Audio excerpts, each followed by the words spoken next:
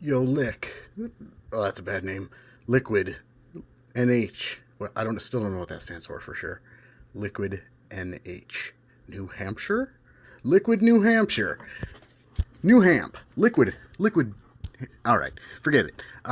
This is in response to the law doesn't care about rape.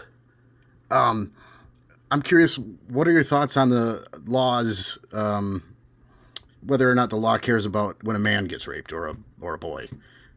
I'm not trying to be like, no, no. I'm actually literally on the side of like the kids who sleep with their teachers. Like, hey, awesome, congratulations, dude. But I figure you'll have a different kind of approach to that, which is fine. But I'm just curious about that. And then, so the idea later on in the video being that if they relax the sentencing or the punishments, that more people will be convicted because they're just throwing them out because of the too harsh of a sentencing. So is the problem that the people who are sentencing are uh, like just deciding on too harsh of that? Almost sounds to me like a purposeful, let's get the rich kid out of it because their parents paid. That's a kind of a wild leap to make without any real reason for it. But or is the problem that? Well, I lost it there for a second, but I'm coming back. Do you think there would be more convictions because uh, the judges would have an easier time sentencing the sex offenders, or would people be less cautious uh, when it comes to oh, is she just drunk, like you were saying? Uh, would more people be convicted because more people would be offending in a sexual manner because they're not afraid of the punishment? If it's not harsh enough, people aren't afraid, they won't stop. Or I'm not saying it would, like, people would be like, oh, look at that, I'm going to start raping. But you know what I'm saying? I'm just curious about that.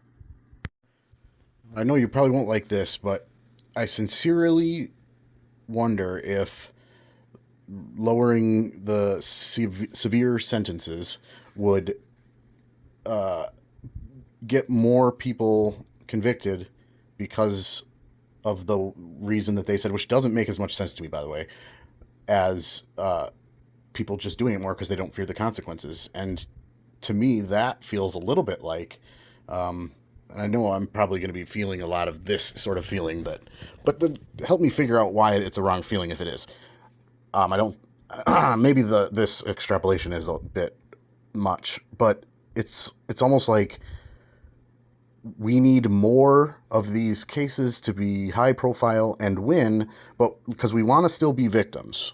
I'm not saying women are like trying to, but there is a huge problem with victimhood mentality in general, and I don't think it's typical of everyone, but I do think that sometimes it can sort of almost be like an idea takes on its own existence and has its own ideas, and an idea has its own ideas, believe that or don't.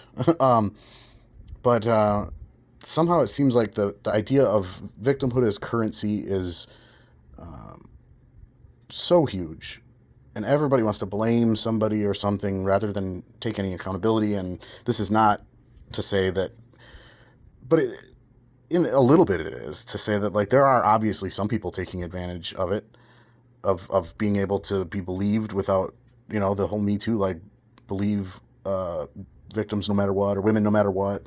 Like, there are people out for a paycheck, and like, what do we do about that?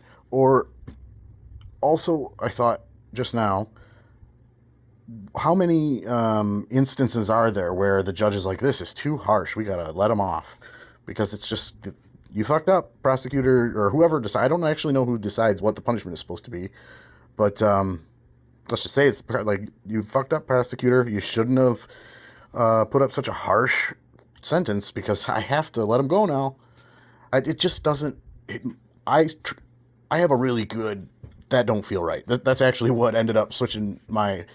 I would say it's one of the main catalysts of my political back to not back and forth, but from lib to conservative, is my friend would say things like, "Did you know in Texas they're just putting people in jail for being gay?" I'm like, "No shit. Are you serious? That's fucked up." And I think, and I'm like, that can't be right. That's at the very best, there's a morsel of truth in there, and then it's just stretched to beyond oblivion. And that ended up being the case. I finally was like, you know what, I got to look into this. And instead of just going with things, I actually did some research, and I was like, huh, I knew it. And so that feeling in my gut is, I've started to learn how to hone it in, and some of these things on this one just really trip that trigger of like, something ain't right. There's maybe some truth to this, but it's been twisted to be favorable to a certain um, mentality or viewpoint or ideology, whatever you want. But yeah, okay.